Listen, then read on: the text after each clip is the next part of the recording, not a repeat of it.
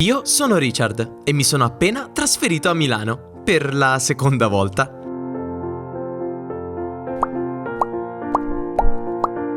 A 7-8 anni, mentre disegnavo su dei fogli sdraiato a pancia in giù sopra il tappeto del salone di casa mia, decisi improvvisamente che da quel momento in avanti avrei disegnato in camera mia. Mi alzai prendendo il mio astuccio ed andai, molto semplicemente. Destinazione, la mia camera. Quello posso dire oggi che è stato il mio primo trasferimento. Certo, ovviamente decidere di disegnare in camera e andare a vivere a Milano sono due cose ben diverse. E ve lo devo dire, grazie a questa esperienza ho potuto finalmente capire che trasferirsi fa schifo. È un'esperienza orribile, traumatica e stressante. Prendere tutto ciò che ti appartiene, spostarlo, smontarlo ed impacchettarlo nelle scatole. Poi prendere queste scatole e spostarle dalla sicurezza del luogo che chiamiamo casa verso un posto estraneo e sconosciuto. È letteralmente un incubo. Ma allora perché trasferirsi? Cioè, chi me lo fa fare? Questa domanda mi riporta a 4 anni fa, nel 2014. Allora vivevo ancora a Roma ed ero sul treno per tornare a casa. Un ragazzo seduto al posto davanti a me mi riconosce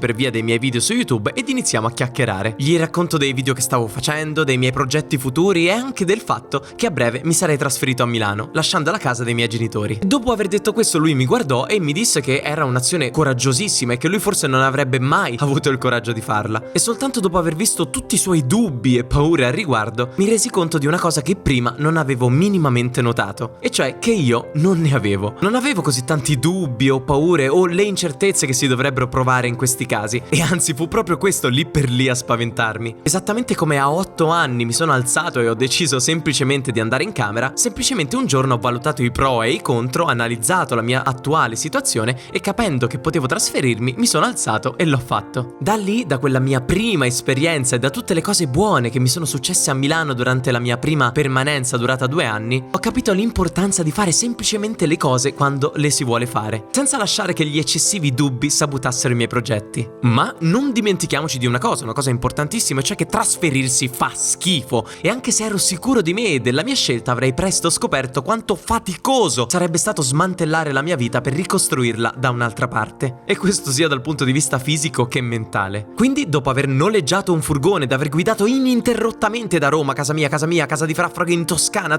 Milano, ed aver finito di scaricare tutte le scatole nel nuovo appartamento, mi ritrovai stremato alle 11 di sera in un habitat sconosciuto e con la mia vita a pezzi ancora davanti all'ingresso. In quel momento sinceramente mi venne da piangere, perché erano tante, troppe cose tutte insieme e dovevo ancora metabolizzarle perché trasferirsi fa schifo. Ma nei giorni successivi mi ripresi, spacchettai la mia roba e ricostruì la mia piccola postazione dove registrare i miei video, insieme anche ai miei 3 coinquilini, Simone, Roberto e naturalmente Frafrog, con cui trascorsi 2 anni indimenticabili. Passò un po' di tempo ed iniziai a capire che al mondo ci sono 2 gruppi di persone: chi sogna la pace e la tranquillità di una casa immersa nella natura e chi ha bisogno dei ritmi frenetici ed energici della città. Io avevo da sempre vissuto a Palombara Sabina, un piccolo paesino in provincia di Roma. Alberi, erba, campagna un po' ovunque ed una pecora solitaria come vicina di casa. Ma vivere così per la prima volta in una grande città mi fece subito capire di far parte del secondo gruppo di persone e che Milano era proprio il posto in cui avrei tanto voluto vivere. Proprio per questo, a gennaio del 2016 decisi di andarmene da Milano. Lo so,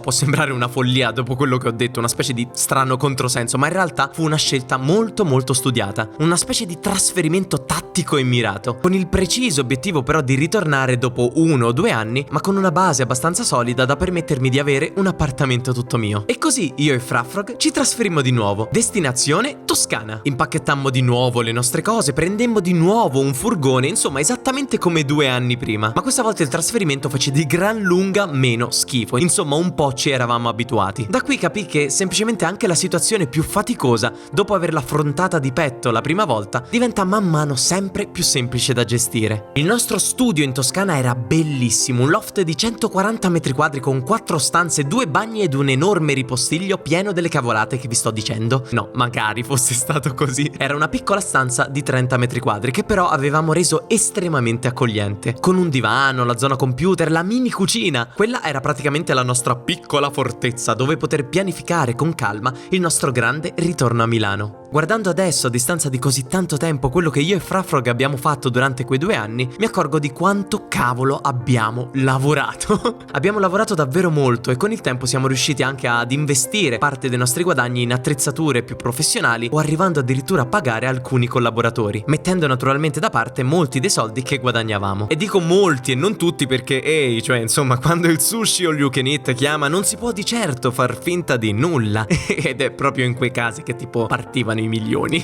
Ma comunque, in Toscana abbiamo costruito preziosi rapporti di amicizia, scoperto la nostra gelateria preferita in assoluto e anche un ottimo giapponese costruito proprio di recente lì nelle vicinanze, quasi come se lo avessero messo lì appositamente per noi. Ma purtroppo il tempo passa in fretta e, come pianificato, il 9 maggio di quest'anno ci siamo ritrasferiti. Direzione, ancora di nuovo, Milano, dove il gelato costa tipo un polmone e mezzo e se vuoi anche la panna devi dargli un orecchio. Però, naturalmente, a parte questo, sono felice di essere tornato in una grande città piena di movimento e vita. Proprio in questi giorni abbiamo finito di sistemare tutte le nostre cose creando il nostro nuovo studio. E guardandomi così intorno mentre sono seduto qui sul nostro divano, posso solo che sentirmi soddisfatto nel vedere come gli obiettivi fissati così 2 anni fa siano stati raggiunti, nonostante naturalmente i problemi e le difficoltà affrontate. E a dire la verità sono anche molto impaziente di scoprire quali invece degli obiettivi che sto fissando oggi verranno raggiunti nei prossimi anni e in che modo una grande città come Milano sarà in grado di guidarmi